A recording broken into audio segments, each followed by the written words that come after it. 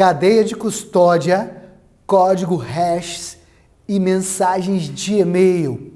Recente decisão do Superior Tribunal de Justiça, da autoria da ministra Daniela Teixeira, em um recurso em habeas corpus número 186.138, originário de São Paulo.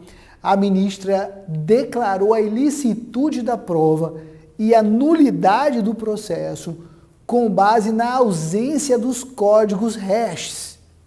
O código hash, ele é uma informação da imagem da prova digital que corresponde ao DNA dela. A prova digital, ela tem uma característica que tem que ser preservada para que ela tenha validade. Qual é? É a sua possibilidade de ser repetida, a sua repetibilidade perante o juízo. Então, ela é arrecadada ali no início da investigação, numa busca e apreensão.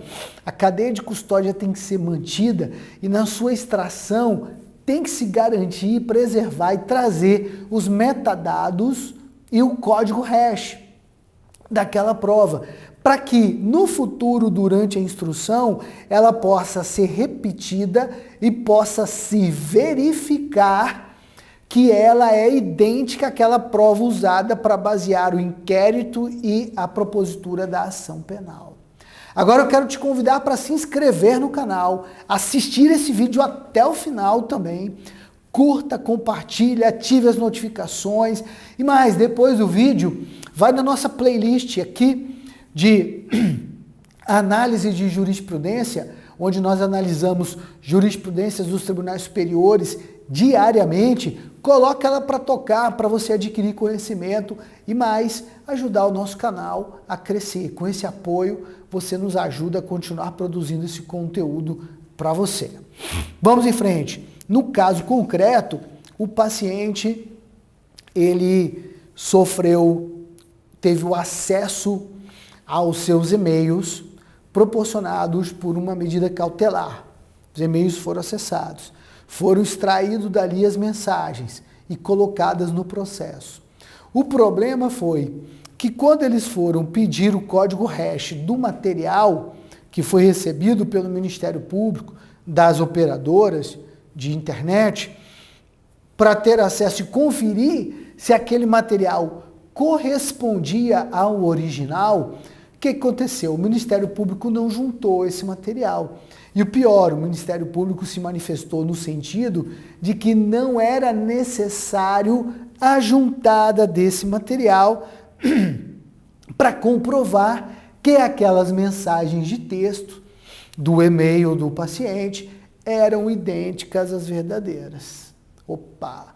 Era um crime contra a ordem tributária, onde a investigação foi baseada exclusivamente na prova de e-mail. No final, esse crime acabou até durante a defesa, no finalzinho, o réu acabou sendo condenado só pela prática do artigo 299, nem envolveu o crime contra a ordem tributária.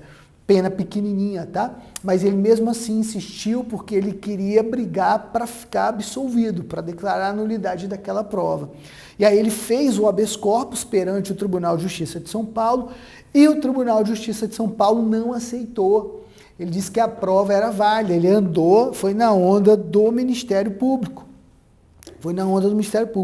Mas a ministra Daniela Teixeira não aceitou essa posição do TJ de São Paulo e proferiu uma decisão lapidar, uma aula, onde ela demonstra qual é a importância do código hash, a possibilidade de se repetir essa prova para confirmar.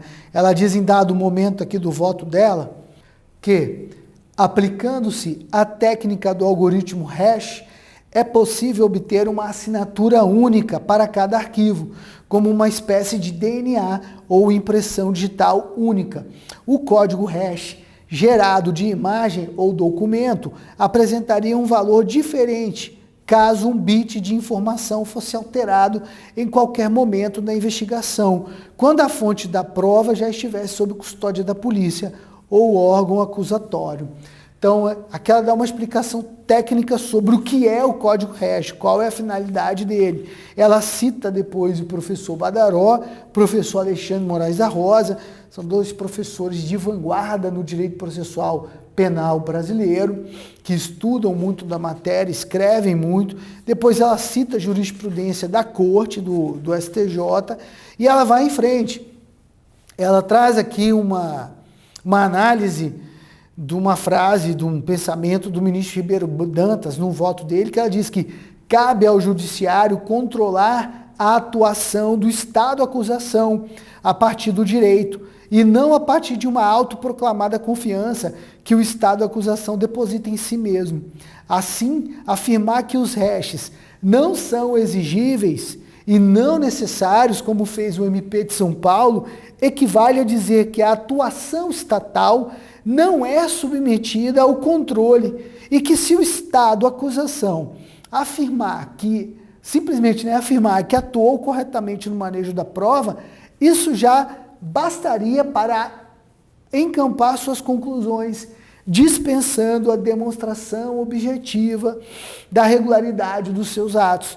Nada mais incompatível, certamente, com um processo penal democrático, racional e pautado em comprovações objetivas, para além das impressões pessoais dos agentes públicos que nele atuam. Olha que trecho lapidar do voto do ministro Ribeiro Dantas, que ela usou para fundamentar o voto dela.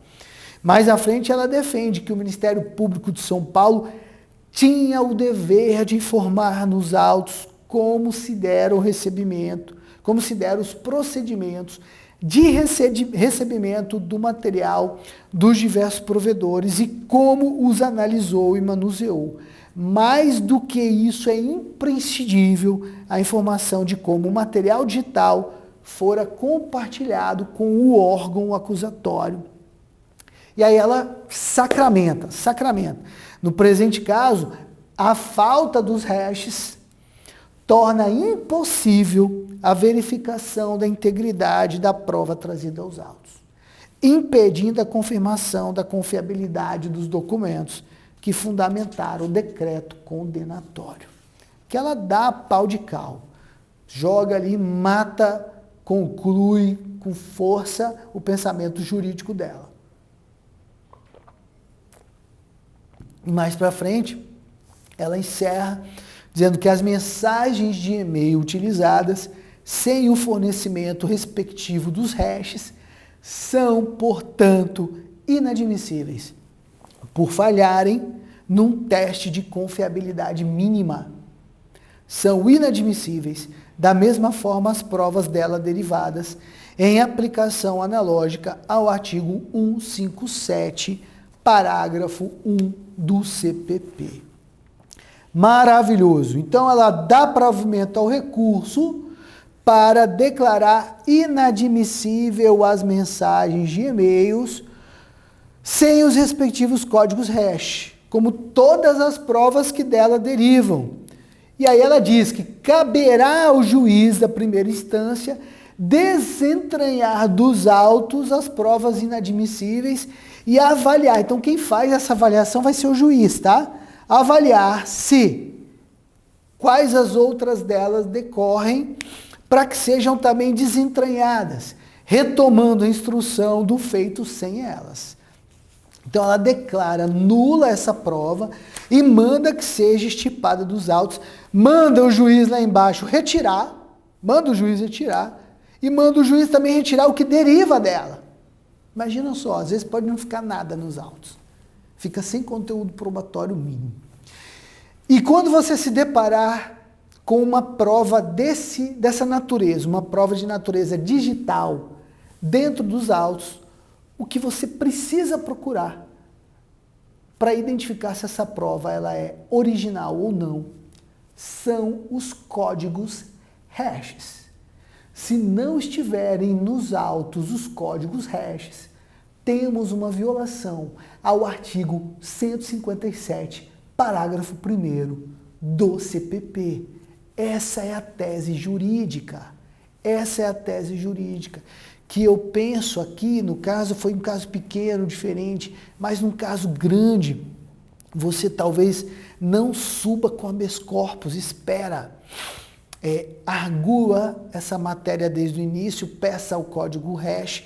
Se o Ministério Público não trazer o código hash, você em alegações finais, você sustenta a ilicitude da prova e de tudo que deriva dela, porque está ausente o código hash. Se o juiz relator não aceitar, você vai apelar e vai colocar como primeira matéria preliminar a violação do artigo 157, parágrafo 1º, porque o código hash não foi juntado para você repetir aquela prova e saber se ela é idêntica à original ou não. Por que eu digo para você não ir subindo com habeas corpus? Porque às vezes num caso grande você pode precisar de usar todas as esferas recursais. E essa matéria vai servir para apelação e para um recurso especial ser conhecido. E nós sabemos que quando um recurso especial é conhecido, ele pode durar 3, 4, até 5 anos para ser julgado.